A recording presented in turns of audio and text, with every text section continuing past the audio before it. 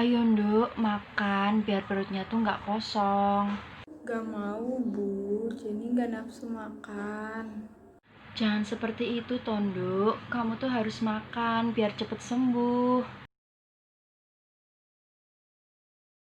Permisi. Silahkan masuk. Selamat pagi Ibu, perkenalkan nama saya perawat Heni yang bertugas pada pagi hari ini. Ini benar dengan Nyonya Jenny?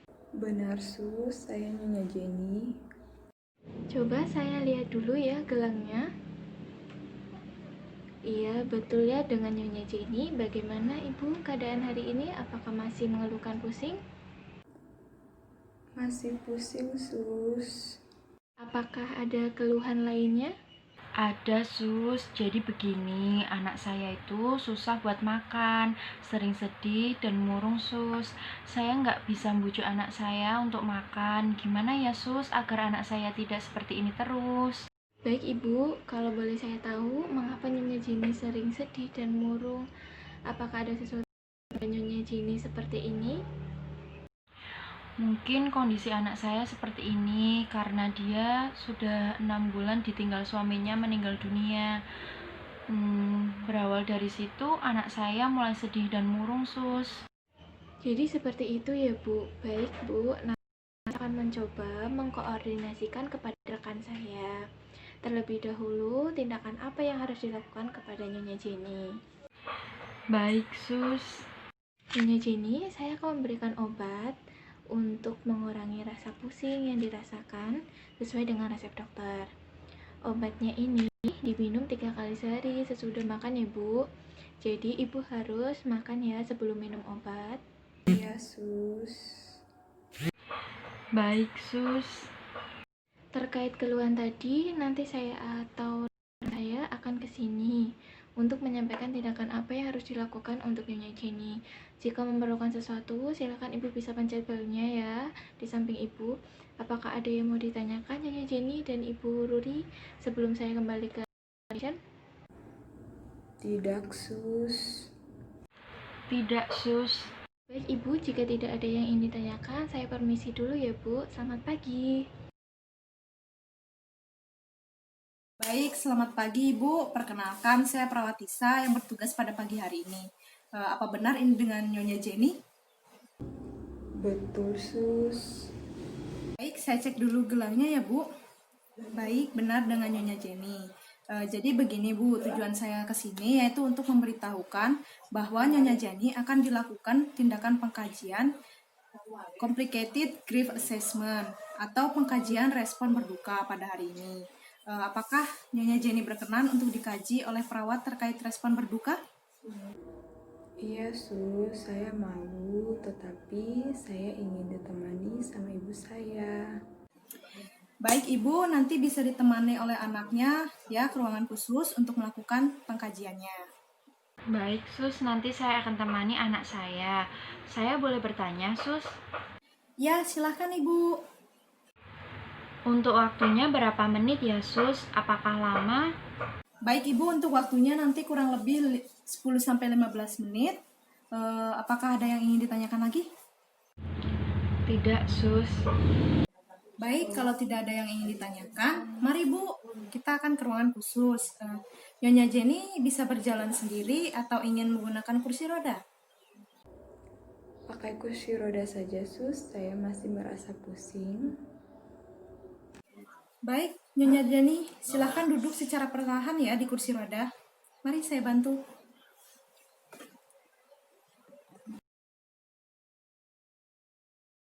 Selamat sore Ibu, perkenalkan saya perawat Heni, bertugas pada sore hari ini. Di sini saya melakukan pengajian terhadap Ibu. Sebelumnya Bu, bisa disebutkan identitas Ibu? Nama saya Jenny. Alamat saya Magelang. Umur saya 30 tahun, Sus. Baik Mbak, dengan Mbak sendiri dengan Bu siapa? Nama saya Ruri. Saya orang tuanya Bu Jenny. Baik Bu, bagaimana dengan kondisi Ibu Jenny sekarang? Begini sus, anak saya itu sering murung, sedih, dan menyendiri di kamar. Oh begitu ya Bu. Apakah ada permasalahan lain sehingga Bu Jenny sering murung, sedih, menyendiri di kamar Bu? Jadi anak saya itu belum bisa menerima kepergian suaminya, Sus. Sebelumnya, saya mengucapkan turut berduka atas meninggalnya suami Ibu. Di sini saya akan melakukan pengkajian terhadap kesedihan Ibu Jenny. Di sini saya membutuhkan kontrak waktu sekitar 15 menit. Apakah Ibu mengizinkannya? Sebelumnya, apakah Ibu ada yang ingin ditanyakan? Tidak ada, Sus. Ini saya punya kuesioner Ibu tentang complicated grief assessment. Jadi, kuesioner ini yaitu untuk mengkaji gimana sih respon emosi Ibu ketika Ibu kehilangan orang yang Ibu sayangi. Dan di sini juga ada beberapa pertanyaan Ibu tentang kuesioner complicated grief assessment. Di sini ada prosedurnya tentang pengisian kuesionernya nanti, complicated grief assessment. Pertanyaan pertama, contohnya apakah yang Ibu rasakan sekarang ini? Ibu bisa menjawab ya atau tidak, nanti Ibu bisa tandain di bagian pertanyaan yang tadi Ibu baca seperti itu. Nah, sebelumnya Ibu bisa mengisi kuesioner tersebut atau saya yang mengisi kuesionernya untuk Ibu. Apabila Ibu masih kebingungan dalam mengisi kuesionernya, Ibu bisa minta bantuan saya, Ibu. Tidak, Bu. Ibu saja mengisi kuesionernya. Saya tidak bisa mengisi kuesionernya. Ibu, saya akan membantu Ibu untuk mengisi kuesioner tersebut. Ibu, bagaimana perasaannya sekarang? Pertama, saya masih susah menerima kenyataan. Saya marah, butuh waktu yang lama untuk bisa menyesuaikan keadaan setelah ditinggal oleh suami. Baik, kalau begitu saya akan menanyakan beberapa pertanyaan. Nanti kalau sekiranya ada pertanyaan yang kurang dipahami bisa bertanya kepada saya. Ya, Mbak. Baik Ibu, bisa dimulai sekarang ya. Untuk pertanyaan pertama ya Bu, dalam sebulan terakhir berapa sering Ibu merasakan merindukan, mendambakan almarhum suami Ibu? Yang option pertama yaitu hampir tidak pernah, yaitu kurang dari sekali dalam 1 bulan. Untuk yang jarang itu 2-6 kali dalam 1 bulan. Untuk terkadang itu lebih dari 7 kali dalam sebulan, tetapi tidak setiap hari. Yang option selanjutnya adalah setiap hari, yang option terakhir adalah beberapa kali sehari. Ibu mau milih yang mana? Lebih dari 7 kali dalam sebulan. Baik Ibu, pertanyaan yang selanjutnya, sebulan terakhir, apakah kerinduan Ibu terhadap suami mengganggu rutinitas Ibu? Jawabannya iya atau tidak. Sedikit terganggu, Mbak. Saya kalau mau melakukan sesuatu selalu teringat dengan beliau. Baik Ibu, dalam sebulan terakhir, sejauh mana Ibu bisa menerima kematian suami Ibu? Untuk yang nomor 1, tidak ada kesulitan menerima kematian. Untuk yang kedua, sedikit kesulitan menerima kematian. Yang ketiga, kadang-kadang merasa sulit menerima kematian. Untuk yang keempat, ada kesulitan dalam menerima kematian. Untuk yang kelima, ada sangat kesulitan menerima kematian. Dari 1-5, Ibu kondisinya dalam kategori yang mana? Kadang saya merasa sulit karena kami berdua sudah merencanakan hal yang ingin dilakukan oleh kami berdua. Iya Bu, yang sabar ya Bu ya, Bapak sudah tenang di sana.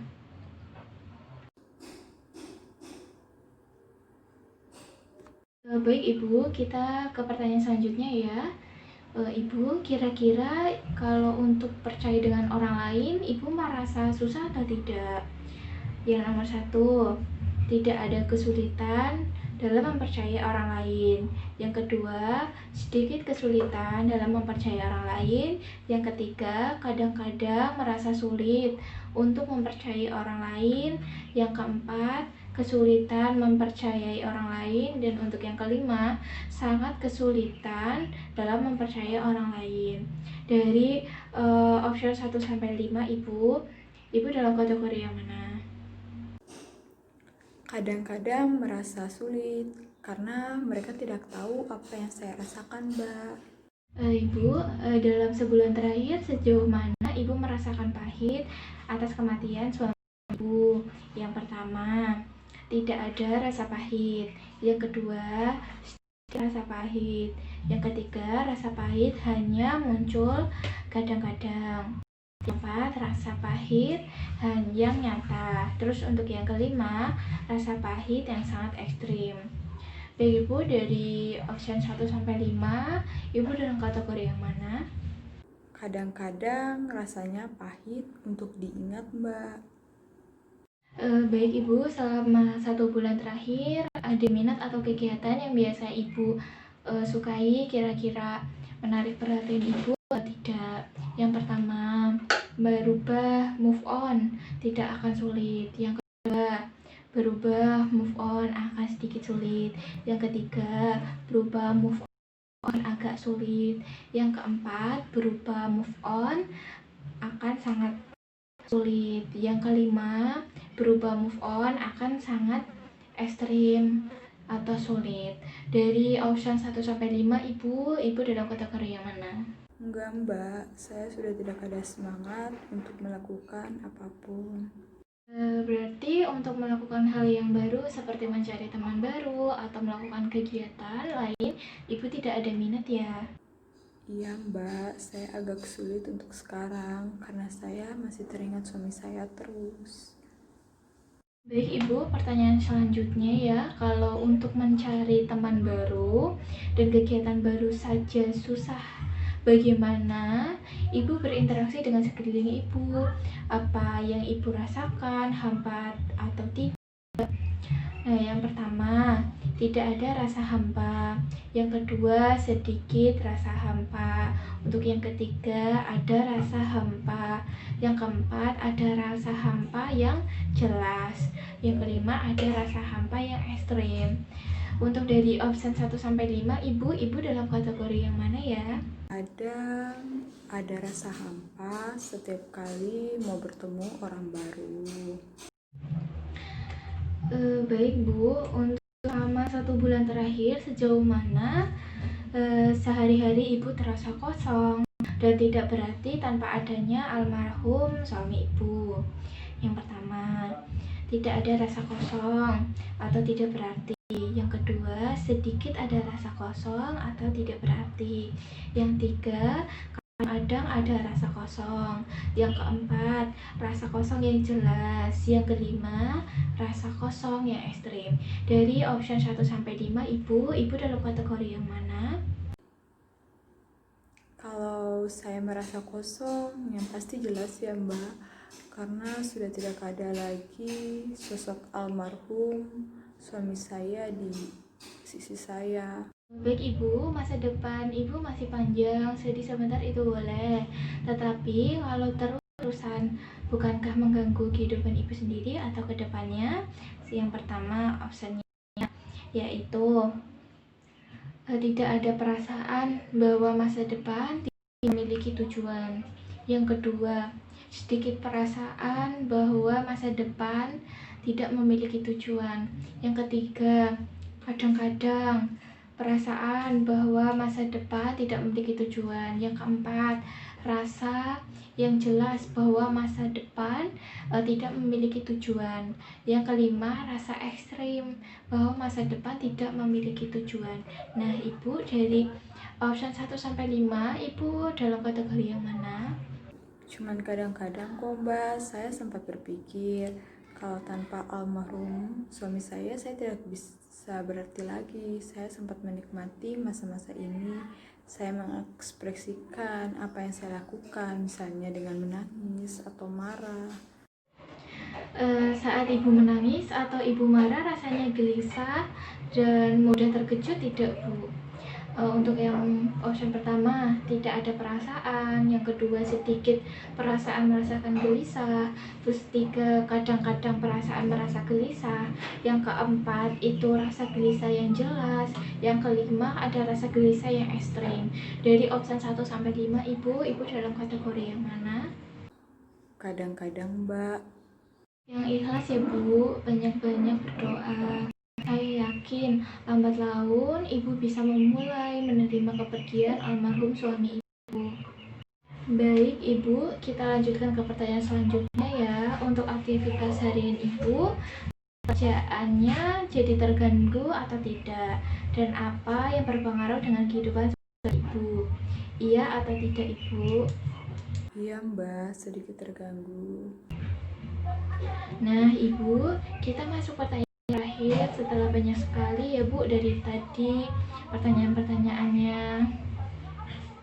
Iya, Mbak. Baik Ibu, pertanyaannya yang terakhir, apakah salah satu gejala yang Ibu sebutkan seperti kerinduan, gelisah, mudah terkejut, dan sulit berinteraksi berlangsung setidaknya kurang lebih selama 6 bulan? Ya atau tidak Ibu? Iya, Mbak, lumayan berpengaruh. Ibu, pertanyaan sudah selesai dan sudah terjawab. Kalau begitu, saya meminta waktu kurang lebih 5 menit kepada Ibu untuk mengecek kembali hasil pertanyaannya. Jadi, apakah sudah terisi semua atau belum? Serta saya juga akan menghitung hasilnya dan nanti saya akan sampaikan hasilnya pada Ibu. Bagaimana Ibu? Apakah saya diperkenan untuk mengeceknya terlebih dahulu? Silakan, Mbak. Setelah saya teliti, Ibu, pertanyaan sudah lengkap dan terisi semua. Kemudian saya hitung untuk hasil menurut data pengkajian yang didapatkan sesuai dengan wawancara tadi, bahwa dari pertanyaan-pertanyaan yang tadi saya ajukan kepada Ibu, ada beberapa pertanyaan yang terpenuhi. Jadi di sini sifatnya terpenuhi ini akan menunjukkan bahwa ibu mengalami complicated. Nah, oleh karena itu ya Bu, kami akan merencanakan tindakan agar dapat membantu masalah yang dialami Ibu dan menurunkan masalah kesehatan yang lain. Baik, Mbak. Baik, tadi kerjasama yang bagus ya Bu, sangat kooperatif. Saya melakukan pengajian, mungkin kegiatan hari ini saya cukupkan sampai di sini. Sebelum saya tutup, apakah ada yang mau ditanyakan lagi Ibu berkaitan dengan kegiatan tadi? Cukup, Mbak. Tidak. Baik, kalau sudah cukup, saya akhiri pertemuan kita hari ini. Semoga apa yang kita lakukan bermanfaat bagi kami, pihak RS dan Ibu ke depannya. Maaf jika ada kesalahan dari perkataan dan sikap saya. Saya pamit dulu ya Bu. Waalaikumsalam. Baik, Mbak. Terima kasih. Waalaikumsalam warahmatullahi wabarakatuh.